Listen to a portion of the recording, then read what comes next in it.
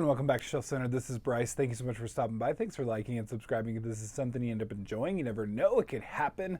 Well, I've got a review today in my ongoing effort to get more reviews out on the channel, and this one's about The Book of Lost Things by John Connolly. This was my first book that I've ever read by John Connolly.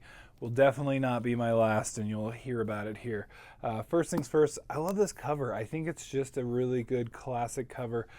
Some of the best things about this book that I can tell you, because obviously I liked it, are besides the cover, is it's a great like fairy tale. It is timeless. And it involves all kinds of twists on your traditional fairy tales, and literally all of the ones in the Disney movies that you know and love, but twists on them. And so it's pretty cool. And so it's essentially a portal fantasy. David essentially goes into this world of a fantasy land, and it deals with like we've got Snow White and the Seven Dwarves, we've got some others, and so but he's trying to find the Book of Lost Things, and we find that out very quickly here. It's so magical. It is such a fun book. I cannot recommend it highly enough. It really just, I just thought it really is a modern day fairy tale. It really is great. It did remind me, and I know this is going backwards because this was definitely out before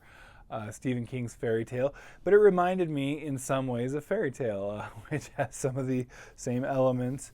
Also deals with, isn't that not a portal fantasy itself, with a kind of modern day at first, and it definitely spends much more time in the modern day in the Stephen King book. But this one, like I said, is very magical, and I love a good magical tale that really just sucks you into this world. I was quoting different things in, I think, one of my weekly updates or monthly updates, and I'll put it up. I don't know. I go back and forth as to whether anyone really wants to hear me read the quote when I can just put it up and you can find it there. But essentially, it had some really humorous parts. So it had some fun parts that just had me cracking up. And funny enough, and I quoted it on Twitter/X, and the author himself liked it. So, it felt like good. He's just like, when an author is willing to reach out to fans in just even that little way, it's kind of cool. I really like that, and I value those kind of interactions. So that's pretty cool. I know Connolly is known for other books, kind of like, as I understand it, maybe murder mystery kind of type books or detective books. I could be wrong on that. I definitely want to check those out, but there's more in this series as well that I do want to read. So I wanted to keep this review short and sweet. Like I said, I'm trying to get more reviews on the channel. So let me know what you think. I really enjoyed it, and I cannot, like I said, recommend it enough. I think you'll like it. It reminded me somewhat of, like I said, Fairy Tale by Stephen King, if you like that. I know people struggled with his ending. This has a good ending. It made sense. It wrapped up very well. I liked the fairy tale one, but I could understand the issues people had. But also, it reminded me a bit of Neil Gaiman.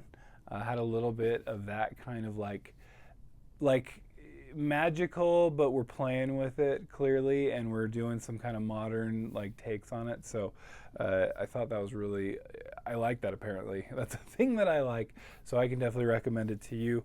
If I had to give it a rating, I am gonna go with a solid,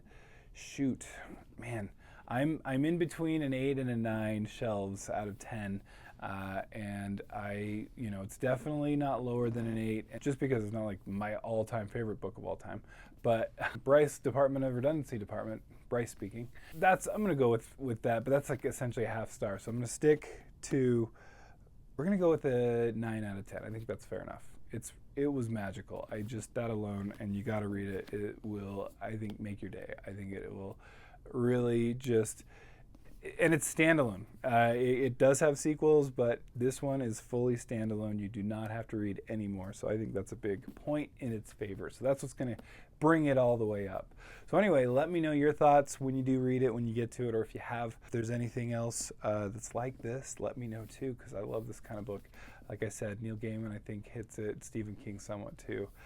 Maybe, I'm wondering, because I always put Diana Wynne Jones in the same boat, but I didn't feel like this was like that as much. But anyway, thanks for stopping by, and we'll catch you next time. Bye.